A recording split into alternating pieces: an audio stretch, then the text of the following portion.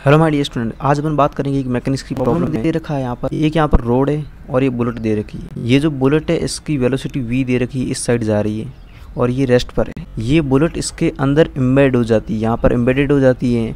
तो अपन को क्या करना है, then find the angular velocity of the system just after collision. ये जस्ट कॉलिजन होने के बाद इसकी एंगुलर वेलोसिटी क्या है पूरे सिस्टम की फाइंड करनी है। अपन इसको पूरे को सिस्टम मानने हैं तो पूरे सिस्टम पर एक्सटर्नल फोर्स कौन सा लग रहा है वो अपन को देखना। ये जो रोड है इस पर एक ही फोर्स लग रहा है नीचे की ओर वेट, और एक ही हिंग हो रखी है तो इस पर एक थोड़ा सा ऊपर की ओर नॉर्मल लगेगा। तो सिंपल सी बात है, इस पॉइंट के अबाउट टॉर्क क्या है, 0 है। इस पॉइंट के अबाउट टॉर्क 0 है क्योंकि ये जो mg है इसी लाइन से पास हो रहा है, नॉर्मल भी इसी लाइन से ये हिंग फोर्स पास हो रहा है। तो सिंपल सी बात है, इस पूरे सिस्टम पर कोई एक्सटर्नल फोर्स नहीं है जो इस टॉर्क को प्रोड्यूस कर सके, इसलिए टॉर्क यहाँ पर 0 हो जाएगा। तो टॉर्क 0 होगा, यहाँ पर अपन ये बोल सकते हैं एंगुलर मोमेंटम क्या होगा, कंजर्व रहेगा।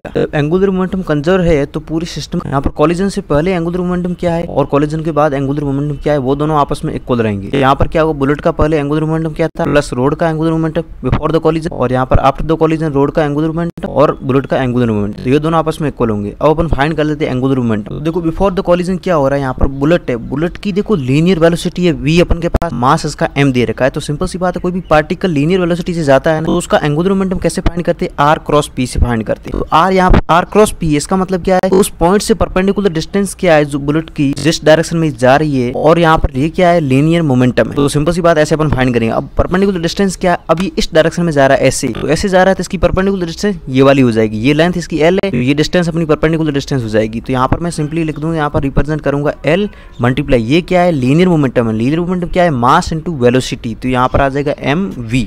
तो इसका अपन के पास बुलेट का एंगुलर मोमेंटम आ गया, क्या है अपन के पास, mv, ठीक है। अब यहाँ पर रोड का एंगुलर मोमेंटम, क्योंकि रोड का कोई ओमेगा नहीं है, ये तो रेस्ट पर है, एक पॉइंट पर फिक्स है, तो इसका एंगुलर मोमेंटम क्या हो जाएगा, आई ओमेगा। ओमेगा यहाँ पर क्या है, 0 है क्योंकि ये रोटेट नहीं कर रही है, इसलिए यहाँ पर सिंपली इसका एंगुलर मोमेंटम क्या है, 0 है before the collision. After the collision क्या हुआ, ये जो बुलेट थी इसके अंदर इम्बेड हो गई, अब ये फिक्स हो गई। अब ये दोनों क्या है ना, दोनों पूरा सिस्टम क्या जा रहा है, ओमेगा से, पूरा अपन मान लेते हैं ओमेगा से रोटेट कर रहा है क्योंकि इसके अंदर ही फंस गई। अब ये क्या होगा, ये अंदर फिक्स हो गई, तो सिंपल सी बात है दोनों की एंगुलर वेलोसिटी क्या होगी, इक्वल ओमेगा रहेगी। तो अब अपन क्या करें, यहाँ पर सिंपल सी बात है कैसे फाइंड करेंगे, क्योंकि अब ये ओमेगा से रोटेट कर रहे हैं प्योरली, इसलिए यहाँ पर क्या होगा, यहाँ पर एंगुलर मोमेंटम क्या रहेगा, आई ओमेगा रहेगा। क्योंकि जब भी कोई पार्टिकल फिक्स पॉइंट के अबाउट रोटेट करे ना तो उसका एंगुलर वेलोसिटी ओमेगा होता है और एंगुलर मोमेंटम क्या होता है, आई ओमेगा से अपन फाइंड करते हैं। तो यहाँ पर भी आई ओमेगा हो जाएगा और यहाँ पर भी अपना क्या हो जाएगा, आई ओमेगा से फाइंड करेंगे। अब आई यहाँ पर मोमेंट ऑफ इनर्शिया को रिप्रेजेंट करता है, ओमेगा यहाँ पर एंगुलर वेलोसिटी। बुलेट का मोमेंट ऑफ इनर्शिया क्या होगा, क्योंकि बुलेट देखो, बुलेट की फिक्स पॉइंट से डिस्टेंस क्या है, एल है। तो अपन जानते हैं कि